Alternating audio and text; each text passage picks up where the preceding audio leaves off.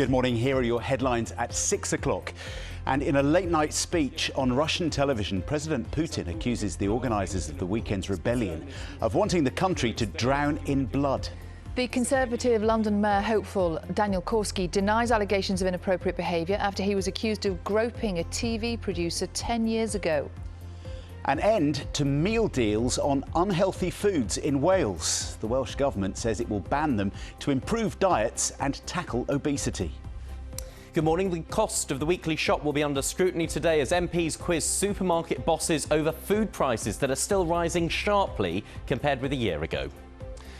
In sport, the England and Wales Cricket Board apologise unreservedly after a damning report finds racism, elitism and misogyny widespread and deep-rooted in British cricket. And the singer Tony Christie adds another very special voice to his charity song for this year's Thank You Day. I'm standing with a legend. No, I'm standing with a legend. Let's take a look at some of the stories in the headlines in the UK.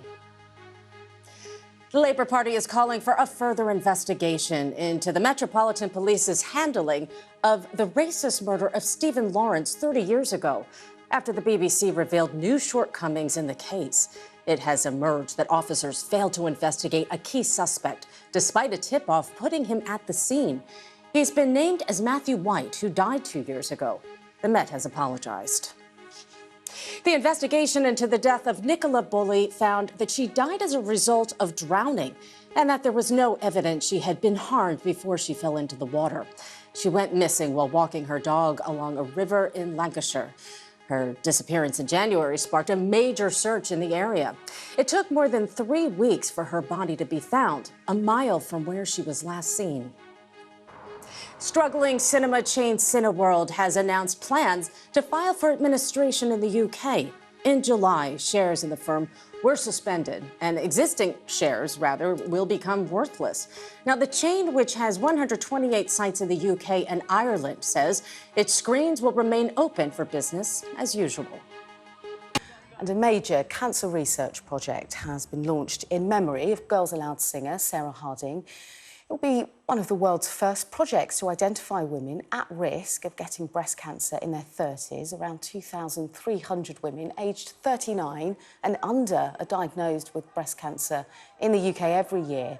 Sarah Harding died from the disease in 2021, aged 39. Food inflation has eased for a second month as markets cut the price of household staples like milk, cheese and eggs, according to an industry index. Shop price inflation overall slowed to 8.4% in June, down from 9% in May and below the 3-month average of 8.7%. Now, a group of MPs is calling on the government to abandon any plans to send or detain migrant children to Rwanda. The Women and Equalities Committee say the risk of harm outweigh the potential risk of deterring illegal migration and the channel crossings of small boats. Nearly 20,000 people have signed a petition calling for the Shepperton Open Water Swim Lake in southwest London to be left out of a new flood prevention scheme. New river channels are being built in as part of the River Thames scheme, which aims to reduce the risk of flooding for more than 12,000 homes and businesses following floods there nearly a decade ago. But campaigners have called for the lake to be excluded amid concerns of raw sewage flowing into the bathing lake. The River Thames scheme says concerns will be considered. Let's have a look at some of the Tuesday morning newspapers, shall we? And lots of them are leading with developments in Russia again. Yeah, the Telegraph focusing on a boast by the leader of the Wagner mercenary group that his army could have taken Ukraine in a day. The Times quotes President Putin, though, who vowed to punish the rebel leaders while also accusing the West of wanting Russia to choke on civil war. The Metro leads on the death of Nicola Bulley, whose disappearance in January sparked a 3-week search and much speculation. An inquest has heard that she drowned after falling into an icy river. The Guardian is one of several papers to show pictures of Harrison Ford and Phoebe Waller-Bridge at the London premiere of the Indiana Jones movie, The Dial of Destiny, on the red carpet in London last night. More on that later in the programme. front of the morning's papers for you, and The Guardian leads on the statement from Vladimir Putin earlier, where he claimed that his enemies wanted Russia to choke in the bloody civil strife. In the Times, President Putin vows to punish the leaders of the march on Moscow. And the head of the Wagner military has denied trying to overthrow the Russian government. That's the front page of the FT. While in the Telegraph, Yevgeny Prigozhin claims, I could have taken Ukraine in a day.